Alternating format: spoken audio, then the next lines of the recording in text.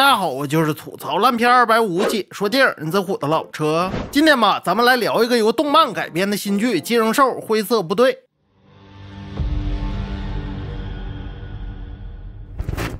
可能喜欢看漫画和动漫的朋友应该都知道，寄生兽呢是日本漫画家岩明君笔下的系列漫画。我记得好像96年的时候还曾获得日本科幻界的最高奖项星云奖。不过他这个星云奖吧，和前阵子上映的电影《沙丘2》的原著获得的那个美国星云奖可不是一回事啊。这个星云奖吧，是日本在1971年借用他们日本本土的科幻杂志《星云》所创办的奖项。应该说这个奖在日本的影响力还是比较大的，不然在05年也不可能让美国的好莱坞公司新线影业买断了8年的电影版权。因为当初新线影业拿下版权之后，就打算请卡梅隆导演来拍这个电影。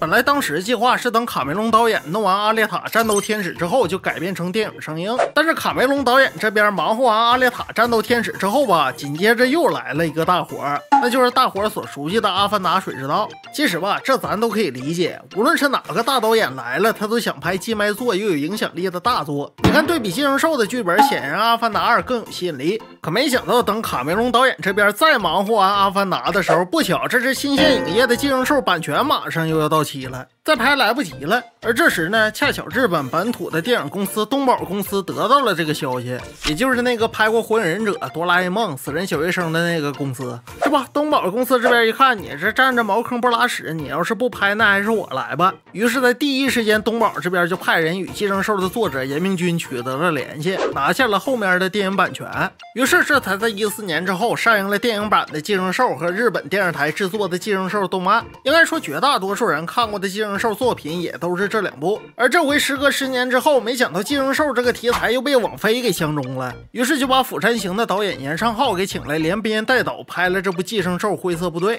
可能大伙不知道，网飞拍剧吧，是既不像好莱坞那样导演是爷，也不像国内那样流量明星是爷。当然，咱不能说所有的网飞剧都这样啊，但绝大多数网飞制作的剧，编剧才是剧组中话语权重最大的那位，这也是人家网飞能持续冲击国际电影市场的关键原因。而咱们今天要说的这部《寄生兽：灰色部队》呢，也不例外。身为导演兼编剧的岩上浩对这部《寄生兽》可以说做了大刀阔斧的改编。应该说，导演只是借用了漫画中的设定和背景故事，但剧情已经和原著没什么关系了。因为总看剧的朋友其实都知道，无论多牛的编剧，他都明白一个道理，那就是前面已经有比较成功的影视作品了，你这是再去按照原著里的剧情翻拍，其实很难从前作的光环里走出来。不信你看啊，无论翻拍多少部《天龙八部》，多少部《三体》，如果观众已经认可了一部，你哪怕砸再多的钱，其实也无法超越前作已经形成影响力的那部。所以说，像《寄生兽：灰色部队》这样只借用背景设定，然后原创出新的剧情，其实才是明智之举。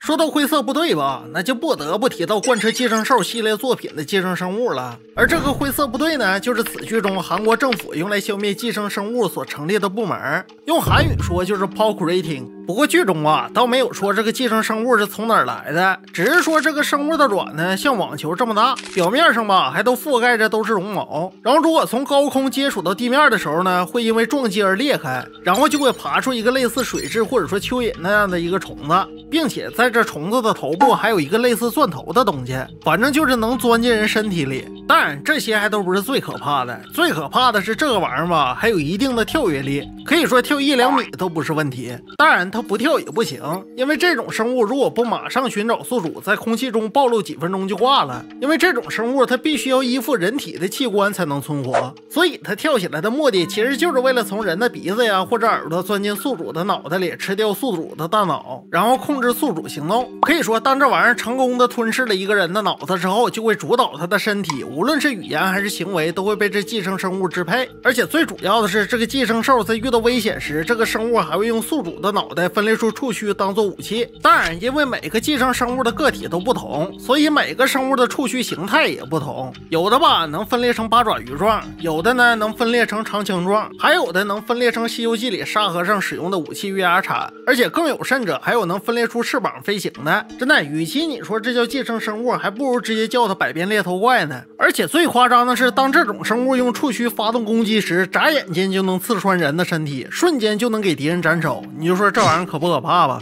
当然，虽然剧组没有直接说这种生物到底从哪儿来的，但是根据片头人类对地球环境的破坏，以及漫画原作者也说过，说这种生物吧是从森林里飘出来的。所以我敢肯定的是，这玩意儿应该是因为地球环境的恶化，从而异变出的生物。而且最主要的是，这寄生兽适应人类社会的速度极快，可以说只要它不发动猎头攻击，在人堆里你根本看不出来，因为它和正常人类的长相一样。但是吧，这种生物吧，它有一个致命的弱点，除了怕被枪爆头、怕刀刺进心脏以外，那就是它理解不了人类之间的情感。所以，即便这种生物智商再高、再冷血，也没什么卵用。因为你想，只要是威胁到它自身安全的生物，它都会消灭掉，甚至连同类都不放过。这就造成了这种生物它不会像人这么团结。你看《三体》就是这样，一发现三体人要入侵，国家与国家之间立刻就不打仗了，全都一致对外。所以说，不够团结，没有情感，也是剧中这种猎头怪最后被人类消灭掉的原因之一。当然，我这说的都是寄生在人类身上成功的案例。其实这里面吧，除了被寄生兽成功寄生以外，还有另一种可能，那就是寄生失败。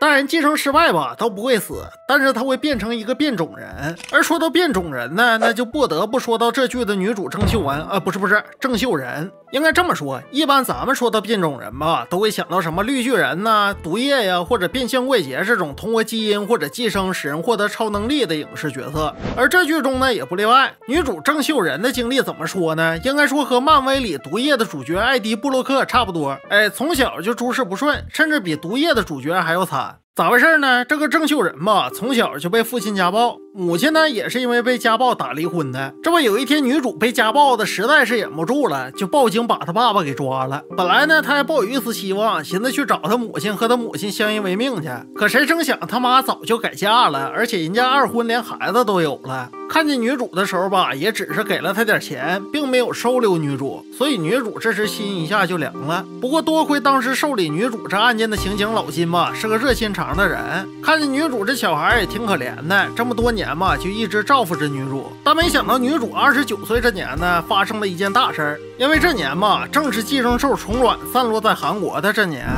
你说巧不巧，本来吧女主这几年在当地的一家超市当收银员，当得好好的，可谁成想她这天在超市给别人结账的时候，就与一个精神分裂患者发生了口角。用咱们的话说呢，就是和精神病吵起来了。本来寻思吧吵两句就过去了，但谁成想女主下班的时候就被这个患者给盯上了，就非要拿女主出气。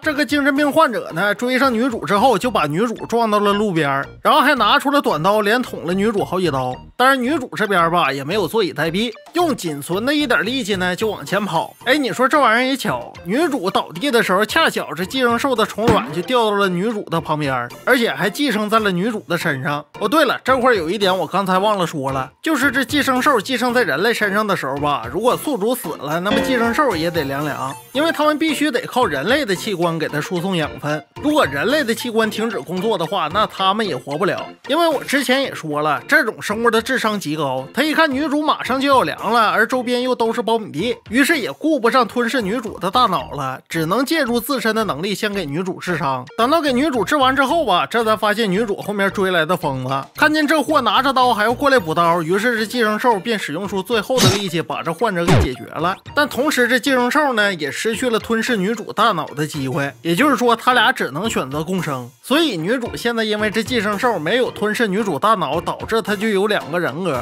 一个呢是正常妹子郑秀仁，一个呢是名叫海蒂的寄生兽。本来呢女主打算就这么一直瞒下去，该上班上班，该逛街逛街，但没成想这寄生兽在韩国闹得太厉害了，到处都在行凶伤人。反正也怪这玩意儿一根筋。按道理来讲，这寄生兽寄生在人的身体上，依附人体的器官生存，其实他们吃人类的食物也能正常生活，但是呢由于他们不了解人吃的食物，也不了解人类的生活，所以就导致他们只认准了脑子。这也是一开始片头被寄生的人无差别攻击的原因。你想想，散落在韩国的寄生兽虫卵到处都是，就像蒲公英似的，这都不知道有多少人被寄生了。所以眼看凶杀案和失踪人口这么多，就逼迫着韩国政府不得不成立个部门以应对到处行凶的寄生兽。于是灰色部队呢就这么成立了，而牵头的呢就是咱们大伙所熟悉的韩流鼻祖李贞贤所饰演的崔队长。说句题外话啊，我发现李贞贤剃短发确实不太好看，不知道各位有没有这种感觉啊？回到剧中，这部灰色部队成立以后呢，接手灰色部队的崔姐不长时间就发现了一个寄生兽身上的秘密，那就是他发现寄生兽与寄生兽之间互相都是有感应的，也就是说，当一个寄生兽附近出现了另一个寄生兽，他们之间就能发现彼此。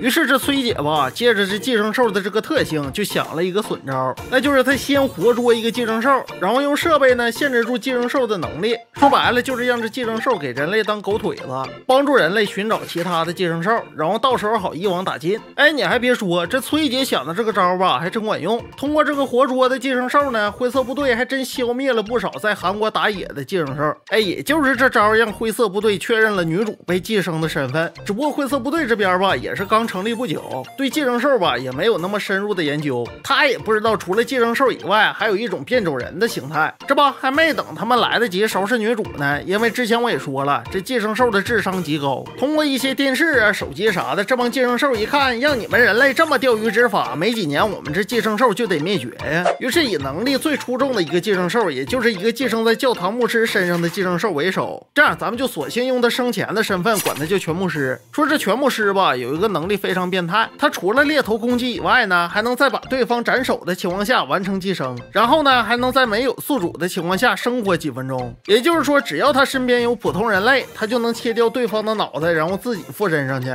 直接变成宿主的形象。当然也是这位全牧师呢发现了灰色部队的存在，所以他也想了一个招，那就是他也学习人类，自己也成了一个有关寄生兽的组织，还自己给组织呢做了一个 logo。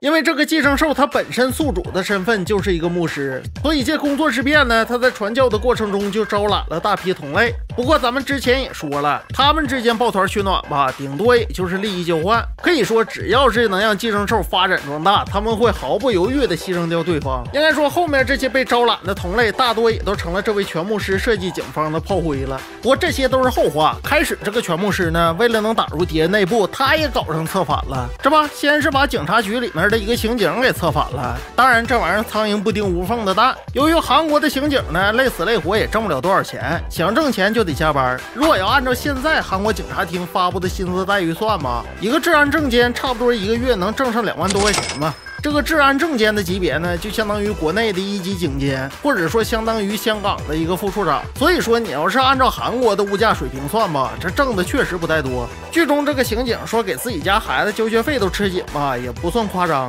所以说，这个全牧师呢，就游说这个姓姜的刑警。这个全牧师的意思就是说啥呢？说小姜啊，你跟着我混得了。你想想，你要是给我创造机会，让我寄生到你们市长的身上，那你想想，我就是市长身份了。到时候别说刑警队长了，就是警察局长我也能给你升啊。这小姜一听也是啊，在警察局当刑警当了这么多年，结果还是在搂金手底下当一个刑警，那你说我这图啥呢？这以前吧是没有机会，但是寄生兽爸爸这边呢给了一个机会，起码这日子还能过得有点盼头啊。于是这货就对着全牧师敞开心扉了。用咱们祁同伟的话说呢，那就是老师啊，我太想进步了。反正就是说你寄生兽你就说怎么干吧，您说怎么干我就怎么干。当然大伙你也可以把它想象成三体里的叶文洁。于是这位全牧师呢，就先让他到灰色部队里面把给人类当狗腿子的寄生兽给除掉了，然后接着为了能打入灰色部队内部接触到高官，这位姓姜的刑警吧，又把老金，也就是一直照顾女主的那个老刑警组长给骗了出来，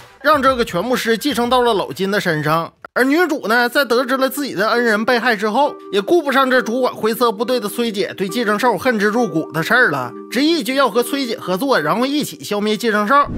至于这位崔姐为什么对寄生兽恨之入骨吧，其实剧中也有交代，那就是她老公啊，之前也被寄生兽给寄生了，而且还用猎头攻击把自己打成了黑猫警长里的一只耳。大致吧就是这么个事儿。不过咱话又说回来，虽然说女主被寄生兽给寄生了，但是寄生在她身体里的寄生兽呢并不坏，因为寄生在女主身上的这个寄生兽吧，也有一个隐藏能力，那就是能读取女主内心深处的记忆。虽然说咱之前吧说寄生兽不了解人的情感，但是有一点他还是知道的，那就是女主也是一个被同类多次背叛还依然相信同类的人。这也让这个寄生兽海蒂呢对女主的生存方式有了新的认识。用好听点的话说呢，就是两个人三观很合；你要是用不好听点的话说呢，就是俩人全是抖 M。当然他俩三观能合吧，这里面也多亏了男主小薛这个帮派小混混的帮助。而至于男主和女主是怎么认识的吧，其实剧中的安排也挺顺理成章的。之前我不是说教会那个全牧师招揽同类打算抱团取暖吗？而男主呢，其实就是为了调查自己失踪的妹妹和行为举止怪异的姐姐，才来到了全牧师这个教会。结果就这么发现了寄生兽杀害他妹妹的事实，还把他姐姐给寄生了。而女主这边呢，因为和这群寄生兽也是同类，所以女主要在别的寄生兽附近，别人也能感应到。虽然说女主吧是个变种人，但她不说也没人知道啊。就这么也被拉去了教会报道。可以说男主和女主就是这么认识的。当然最后男主也加入了灰色部队，在崔姐的带领下一起走向了消灭寄生兽的道路。不过这个剧情呢应该还没完，我估计应该会出第2季。说实话，看完这部剧之后吧，我觉得这部剧能大火确实也没啥意外。首先像欧美什么丧尸啊、行尸走肉这种前期血腥后期讲人性的剧已经审美疲劳了，而这类好的IP 剧呢也已经把人性讲得炉火纯青了。应该这么说，这部剧呢是头一回赋予寄生生物高等智慧，而不是像传统丧尸片那样玩你追我赶的游戏。除了讲人性以外吧，剧中人类与寄生兽对抗更像是人类打败丑恶的自己。当然其中也有一些批判韩国社会阶层固化的成分，正如剧中全牧师所说，创造出我们的正是人类自己。不过说到这儿呢，我也只是说了剧中30%的东西，70%老车还都没说呢，而剩下的呢就得靠大伙自己去看了。行了，今天咱们就扯到这儿吧，我是老车，咱们下期再见。